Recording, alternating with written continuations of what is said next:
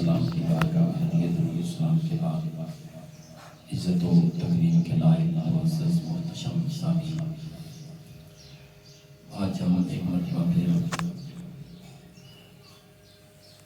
قاضی house میں سہروردیہ لا foundation اہل ذوق واقعات کے زیر انتظام آنے والے نعتیہ مقابلہ اس کی تیاری کے حوالے سے، اس کے اصول و قواعد و ضوابط کے حوالے سے موجود ہے۔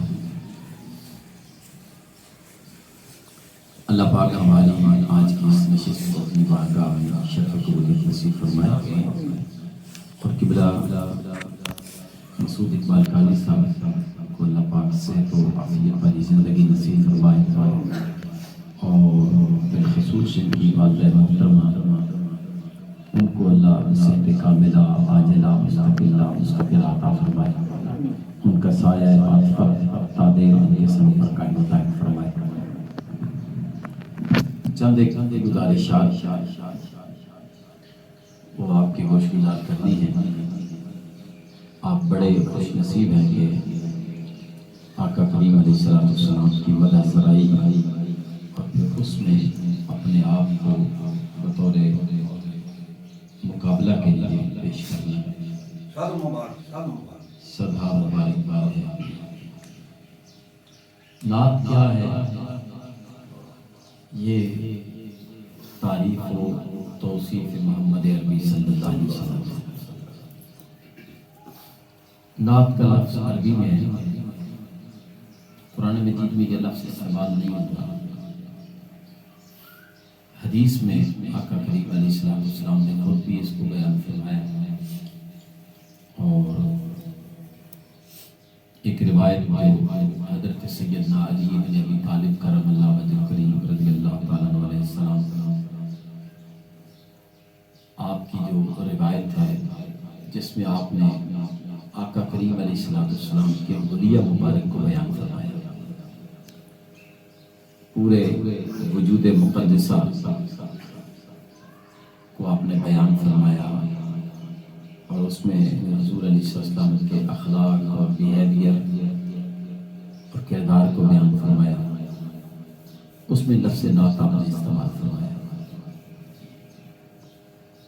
نعت فقط نظم کی وہ صورت ہے جس میں سیدہ کائنات کے بابا حسنین کے نانا جناب محمد رسول اللہ صلی اللہ علیہ وسلم کا وصف، توصیف، تعریف، آپ کا اخلاق، آپ کے معجزات، آپ کی شفاعت اور آپ کے در اقدس کی بات کی جاتی ہے۔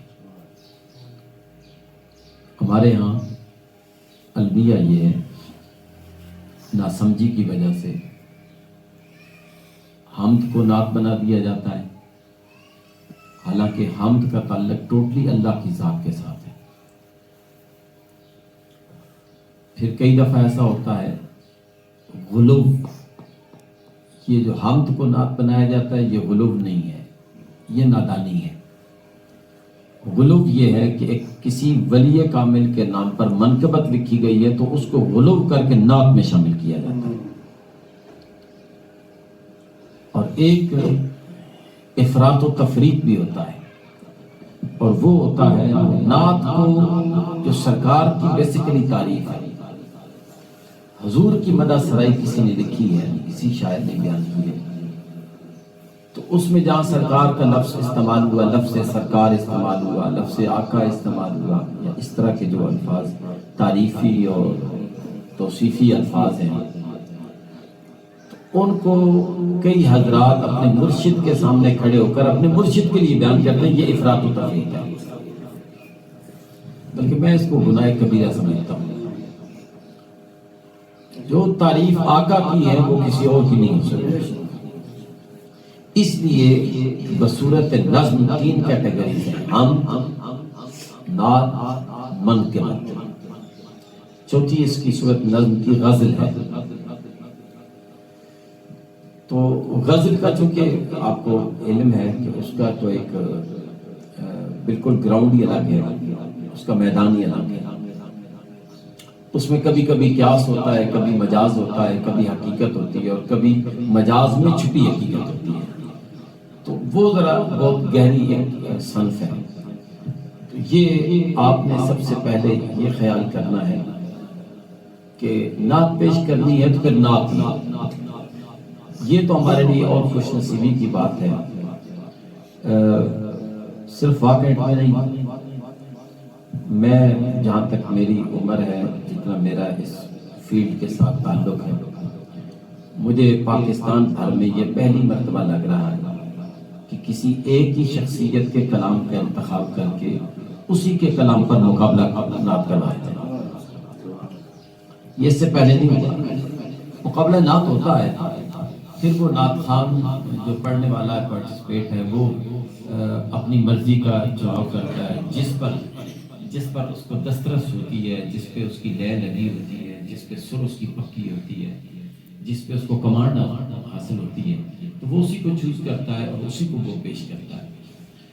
لیکن ایک ہی ہستی جسے مجدد نعت کہا گیا ہے، اور انہوں نے ایک نعت میں بہت بڑا کام کیا ہے، اور میں سمجھتا ہوں کہ جہاں تک ان کا کلام میری نظر سے گزرا ہے، نعت میں نہ انہوں نے افراط و تفریط کی ہے، نہ غلو کی ہے۔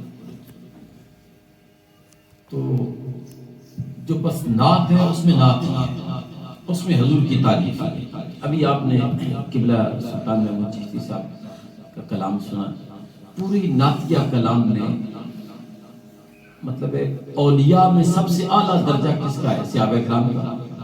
ان سے بڑا تو ولی کوئی نہیں ہے، پھر ان سے بھی بڑا مقام مرتبہ صحابہ کرام میں بھی ولایت کا منبع، مرکز، ماخذ آل بیت نبوی ہے، اور علی المرتضیٰ چونکہ ہر چار سلاسل کے وہ شیخ ہیں اور سرخیل ہیں، انہوں نے نعتیہ پورے کلام میں کسی ایک مقام پر بھی نہ صحابہ کی تعریف میں کوئی ایک شعر کہا ہے، نہ آل بیت کی تعریف میں کوئی شعر کہا ہے، اول سے لے کر آخر تک ٹوٹلی نعت مصطفیٰ کے ہیں۔ تو یہ ایک انداز جو ہے، یہ پرانے لوگوں کا انداز تھا۔ جس طرح آپ ان سے سنتے ہیں، اعظم چشتی صاحب کا کلام ہے، عبدالستار نیاز صاحب کا کلام ہے، سائن چشتی صاحب کا کلام ہے، اس طرح سید ریاض الدین شاہ صاحب کا کلام ہے، سید فصیح الدین شاہ صاحب کا کلام ہے، ظہوری قصوری صاحب کا کلام ہے، اسی طریقے سے حضور سید نصیر ملت کا کلام ہے۔ آپ اندازہ لگائیں کہ ان کی پوری نعت میں کہیں بھی جہاں ان کو ضرورت پڑی ہے کہ حضور کی تعریف میں ان کی آل کا اس طرح ذکر کیا جائے کہ حضور کی ہی تعریف لگے، انہوں نے ہر موضوع پہ لکھا۔ تو یہ بڑا اچھا ہے کہ آپ اس میں کر رہے ہیں، پارٹیسپیٹ کر رہے ہیں۔ ایک چیز اس میں جو سب سے اہم بات ہے وہ یہ نوٹ کرنے کی ہے، مقابلہ میں شامل ہونا کوئی کمال نہیں ہے۔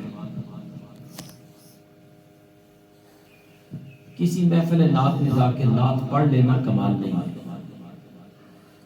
آپ یوں سمجھیں کمال یہ ہے کہ نگاہ مصطفیٰ میں آپ آنا،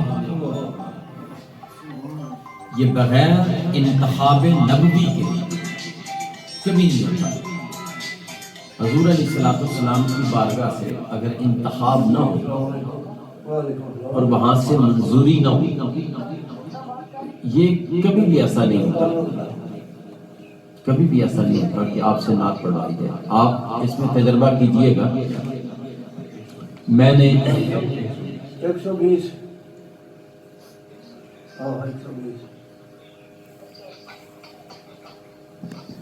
نگاہوں سے دیکھتا ہے بڑے بڑے نامور نعت خان، وہ یہ سوچ کے جاتے ہیں بھی آج ہم جائیں گے تو انشاءاللہ ہمارا قلعہ جم جائے گا، اور دیکھیں ذرا ہم کیسے کرتے ہیں، باقی بھی پڑھتے ہیں لیکن ایسے کرتے ہیں۔ وہ محفل میں بیٹھ ہی رہتے ہیں، ان کو نعت کے لیے بلاتا بھی کوئی نہیں ہے۔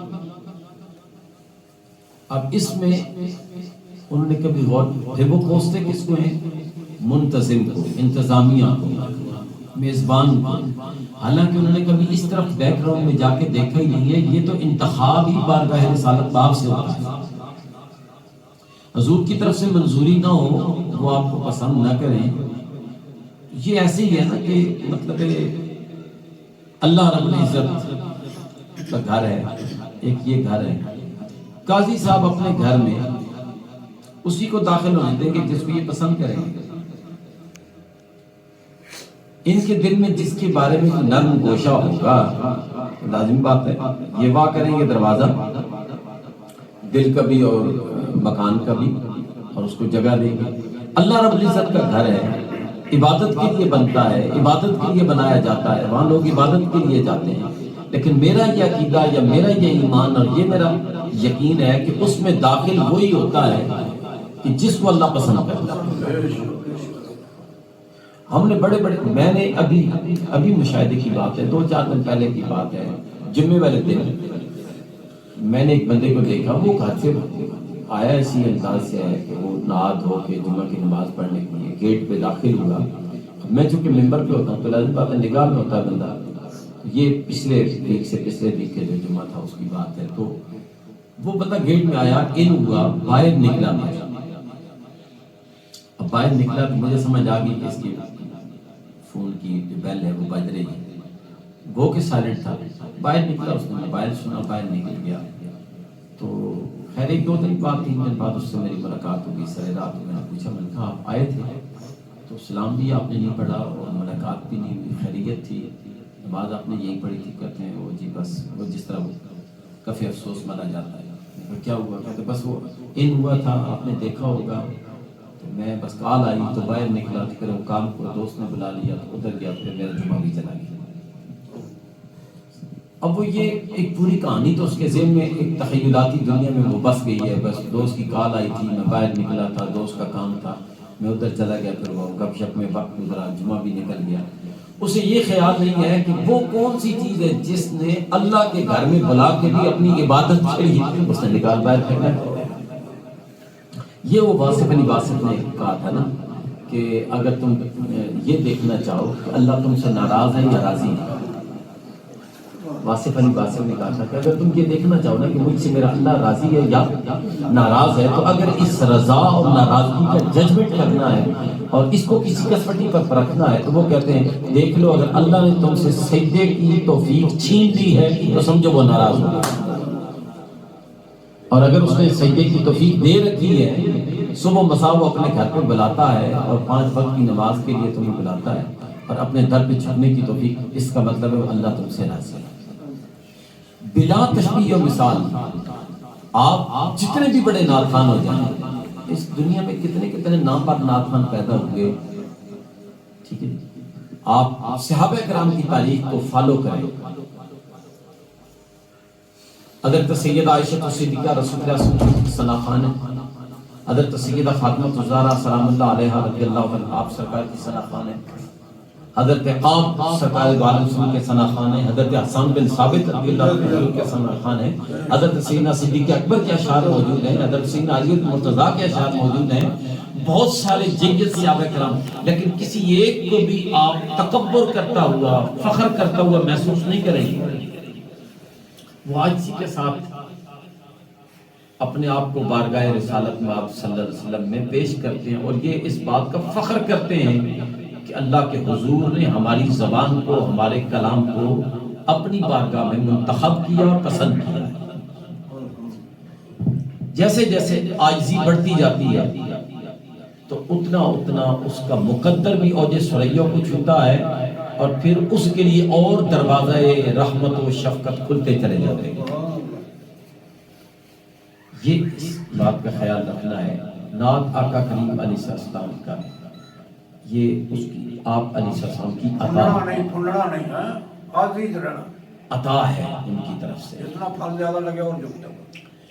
دوسری اس میں ایک چیز جو یاد رکھنے والی ہے وہ یہ ہے کہ آقا کریم علیہ السلام کی نعت پڑھ لینا اور پھر اس پر اگر آپ کو انعامات کی صورت میں, یہ تو دنیاوی مال و متاع ہے, چند دن کی محل ہے, بیسک جو عطا ہے وہ یہی سمجھے کہ حضور نے آخر اتنا کرم کیا کہ 14-15 بچوں میں مجھے اس مقام پہ نوازا ہے, تو یہ بھی وہاں سے منتخب کیا گیا, یہ بھی انتخاب ہے. اب اس پر کیا ہوتا ہے, صحابہ کرام کی آپ فالو کریں, نقل کریں تو وہ طریقہ کار یہ بنتا ہے. جب بھی صحابہ کرام نے حضور کی نعت کہی ہے تو آخر میں وہ کہتے تھے فدا کا ابی و امی یا رسول اللہ, ہمارے ماں باپ آپ پر قربان ہوں, ہمارے ماں باپ آپ پر قربان ہو، ہم اس حال کے قابل نہیں تھے. یہ خود حضرت سیدنا فاروق اعظم رضی اللہ تعالیٰ کے الفاظ ہیں. ہم کہاں چرواہوں کے بچے تھے،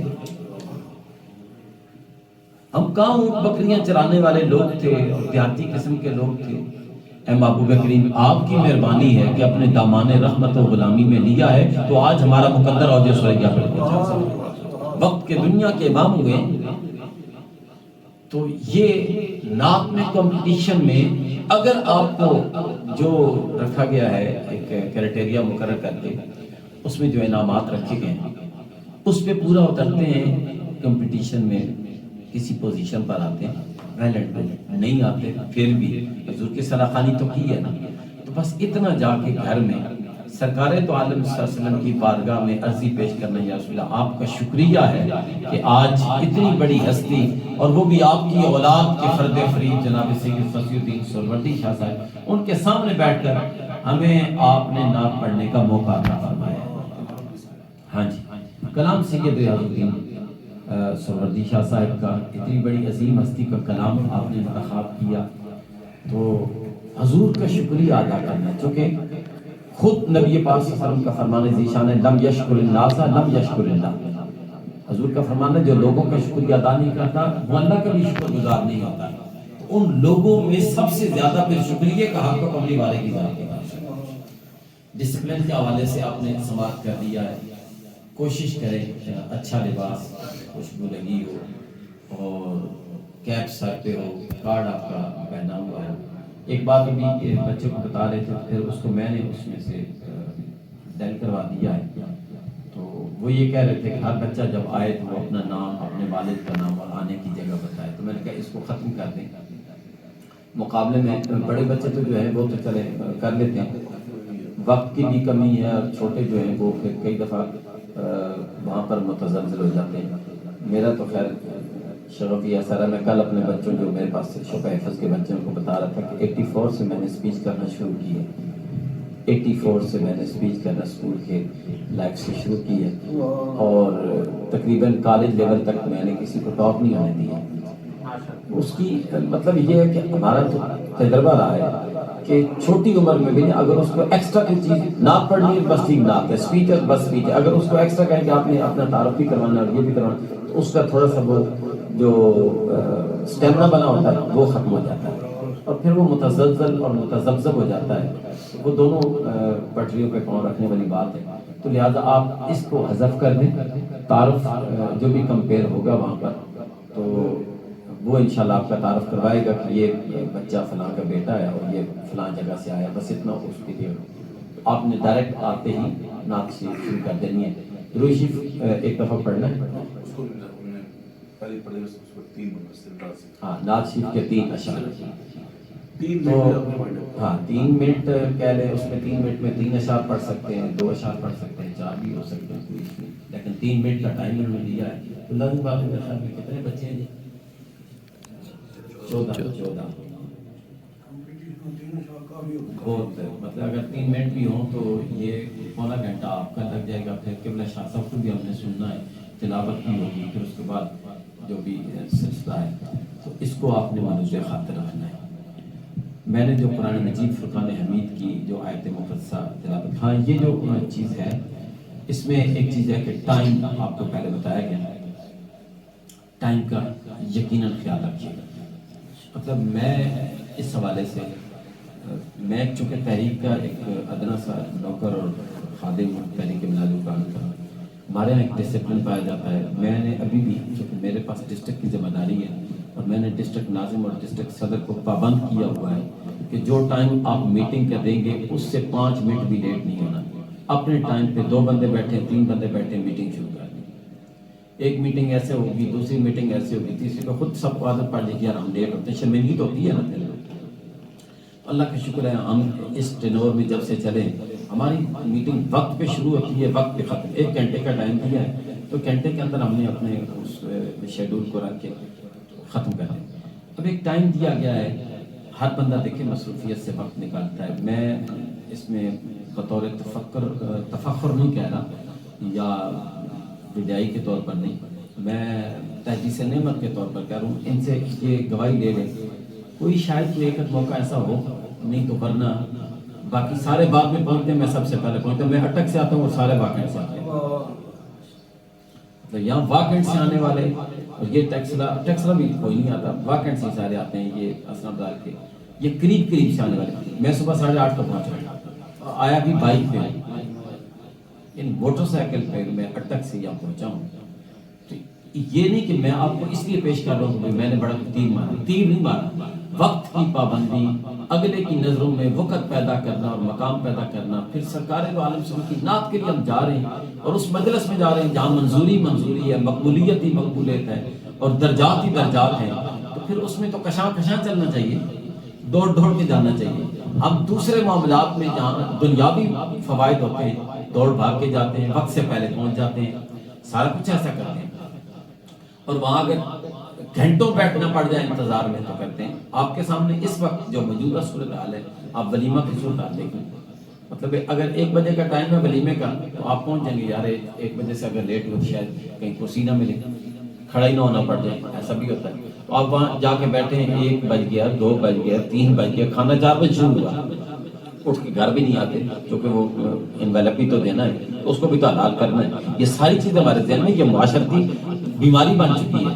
لیکن ایک طرف سرکار دو عالم صلی کی بارگاہ سے خیرات مل رہی ہے، حضور کی رضا مل رہی ہے، حضور کی محبت کی خیرات مل رہی ہے، حضور علیہ السلام کی بارگاہ سے درجات کی بلندی مل رہی ہے، پھر اس نعت کی محفل میں بیٹھنے سے بندے کے گناہ معاف ہو رہے ہیں۔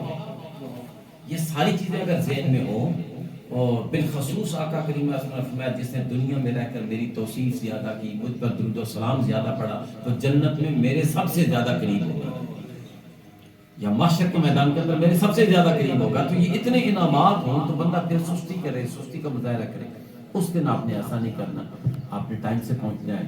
ایک تو انتظامیہ کی بامجبوری ہے کہ وہ ٹائم سے جو ٹائم بتا رہے ہیں اس ٹائم کے بعد وہ گیٹ بند کر دیں گے۔ یونیورسٹی کا ماحول ہے، آپ کو پتہ ہے، حالات بھی کچھ ایسے ہیں، تو آپ نے ٹائم سے پہنچ جانا ہے۔ شاہ صاحب مہمان ہیں ہمارے پاس، پنڈی سے آنے والے لوگ بھی مہمان ہوں گے، باقی بھی جتنے حضرات انہوں نے بلائے، ججز ہیں، علماء ہیں، یا جو بھی ان کا ایک ہے طریقہ کار، وہ سارے مہمان ہیں، آپ سارے میزبان بن کے جائیں میرے اس میں۔ تو جب آپ کے ذہن میں یہ ہوگا یار ہمیں پہلے پہنچنا چاہیے چونکہ ہم تو پارٹیسپیٹ بھی کر رہے ہیں، تو ہم نے سنانا ہے، تو کم از کم جو سننے والے آ رہے ہیں تو وہ پہلے اگر پہنچ گئے اور سنانے والے، تو یہ تو ایسا ہی مدعی سست گواہ چست والی بات ہے، جس کا کیس ہے وہ خود آئے نہیں ہے اور گواہ پہلے جج کے پاس پہنچا گیا۔ ایسا نہیں ہونا چاہیے۔ ایک وقت کا خیال، حضور علیہ السلام کی تعریف کے حوالے سے میں نے جو قرآن مجید کی آیت مقدسہ کا سہارا لیا، اس کے ضمن میں 1-2 باتیں کہ اللہ رب العزت نے اپنے محبوب کی تعریف کتنی کی ہے۔ آپ اندازہ لگائیں کہ ویسے تو قرآن مجید کی کوئی آیت ایسی نہیں ہے جس کو اگر بندہ بنظر عشق پڑھے تو اس کو سرکار کی نعت نہ لگے، بنظر عشق و محبت پڑھے تو اس کو حضور کی نعت نہ لگے، یا نظر نہ آئے، یا اس سے وہ استخراج نہ کر سکے، یا استنباط نہ کر سکے۔ لیکن اس سب کو صرف نظر کرتے ہوئے صرف آقا کریم کا ایک نام نامی اسم گرامی دیکھیں، محمد صلی اللہ، پڑھیے صلی اللہ علیہ وآلہ وسلم۔ یہ ایسا نام نامی ہے، امام سلانی نے لکھا ہے محمد صلی اللہ علیہ وسلم کیسے کہتے ہیں، الذی یحمد حمد بعد حمد۔ حضور کا نام نامی ایسا نام نامی اس میں گرامی ہے کہ فرمایا یہ وہ نام ہے جس کی بار بار تعریف کی جائے اسے محمد کہتے ہیں، یعنی اس کا لمحہ بھر بھی تعریف سے خالی نہ گزرے۔ اب لازم بات ہے کہ ایک بندہ اگر ختم ہو جائے، نعوذ باللہ، یار لوگوں کہنے کے اور عقیدے کے مطابق وہ تو مر گئے، مٹی ہو گئے، ختم ہو گئے، جان سے فارغ ہو گئے، تو پھر تو ان کے تعریف کی کوئی بات رہتی نہیں ہے۔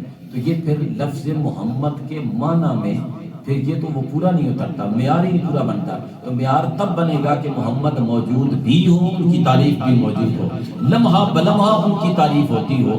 اس لیے ہمارا یہ عقیدہ ہے، آقا کریم علیہ السلام جس طرح بنفس نفیس مسجد نبوی میں، حجرہ عائشہ میں، طائف کے میدان میں، مکہ کی وادی میں، مدینہ کی گلیوں میں موجود تھے، آج ہماری محافل میں بھی اسی طرح اپنی روحانی، اپنی نبوی طاقت کے مطابق موجود ہیں، اپنے تصرف کے مطابق وہ تشریف لاتے ہیں اور محفل کو دیکھتے بھی ہیں۔ کچھ علماء نے لکھا ہے کہ پردے اٹھا دیے جاتے ہیں، ہر اپنی غلاموں کی محفل پہ نظر رکھتے ہیں۔ لہذا نعت حضور علیہ السلام کی کمال درجے کی تعریف، ایک جملہ جو حضور کی تعریف میں کہا گیا اسے نعت کہتے ہیں۔ میں چند اشعار وہ حضور نصیر ملت کے ہیں، تو ان کو دیکھیے کہ انہوں نے نعت کو کس انداز میں، یعنی اپنے آپ کو حضور کے در کا غلامی میں رکھ کر اور سوالی بنا کر اور بھکاری بنا کر پیش بھی کیا ہے، اور حضور کی نعت بھی کہتے ہیں۔ وہ کہتے ہیں اب تنگی یہ داماں پہ نہ جا اور بھی کچھ مان۔ اب یہ پیچھے نعت ہے، اگلا اپنے آپ کو سوالی بنا